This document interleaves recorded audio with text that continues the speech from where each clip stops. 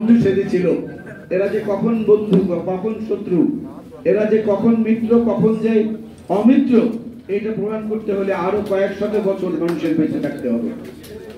এরা এক সময় আফগানিস্তানের আশরাফ গনিকে আশ্রয় দিয়েছে, এরা এক সময় তিব্বতের দালাই লামাকে আশ্রয় দিয়েছে, এরা এক সময় এখন আবার শেখ হাসিনাকে আশ্রয় দিয়েছে।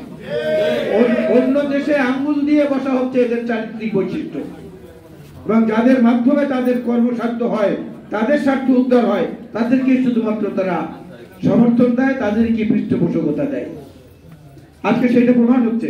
শেখ হাসিনার চোখে বাংলাদেশকে দেখার দৃষ্টিভঙ্গি পরিবর্তন না করা পর্যন্ত ভারতের সঙ্গে বাংলাদেশের সম্পর্ক কখনো স্বাভাবিক হবে না।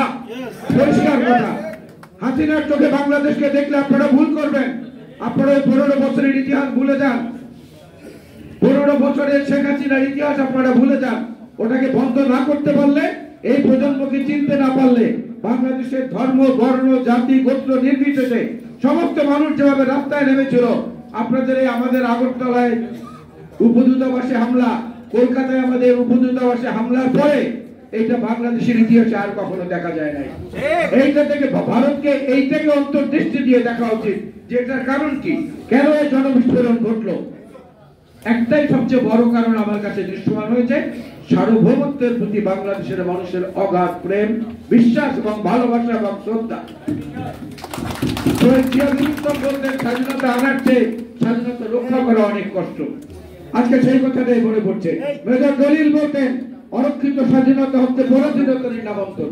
আজকে সেই কথাটাই মনে হচ্ছে। সুতরাং আমাদেরকে আরো দৃঢ়ভাবে নিজেদেরকে ঐক্যবদ্ধ করতে হবে। মুক্তিযুদ্ধের শ্রদ্ধাভাজন যে ব্যক্তিরা এখানে আছেন, রণাঙ্গনের লড়াকুড়া, আপনাদের লড়াকু সেই তেজ এখনো আছে। আমরা আপনাদের সঙ্গে আছি, আমাদের পরবর্তী প্রজন্মরাও আপনাদের সঙ্গে আছে। সবাই